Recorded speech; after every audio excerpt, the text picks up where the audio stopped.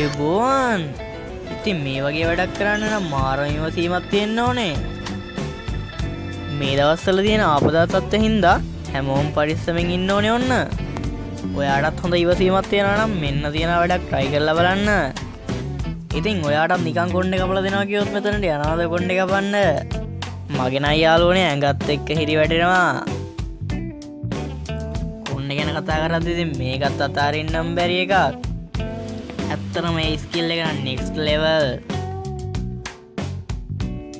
Business එකක් කරනවා නම් අනිවාර්යෙන් මාකටිං ට්‍රික් එකක් තියෙන්න ඕනේ. මේ තියෙන චීනයේ තියෙන ස්ට්‍රීට් ෆුඩ් වලින් සලක්. ඔයාට ලංකාවෙත් මේ වගේ බිස්නස් එකක් කරන්න පුළුවන් නම් ඉක්මනට දියුණු වෙන්න පුළුවන්.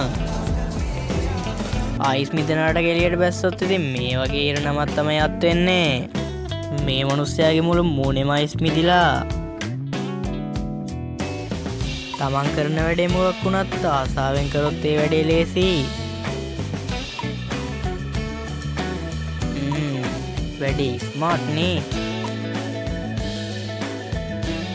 ඔයා ජීවිතේක වතාවක් හරි පොගෙඩියක් පීයෙන් ලෙලි ගහලා තියනවද? ඔනා වුණත් වැඩි නම් මාරම ලස්සනයි.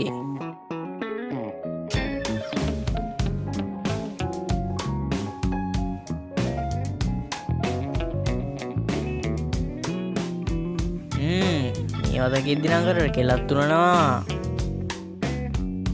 බලන්නකො මේ ඇපල් වත්ත එක කොලයක්වත් නෑ නේද? ඉතින් අද වීඩියෝ එක මෙතනින් අවසానයි. හැමෝටම සුබ දවසක්.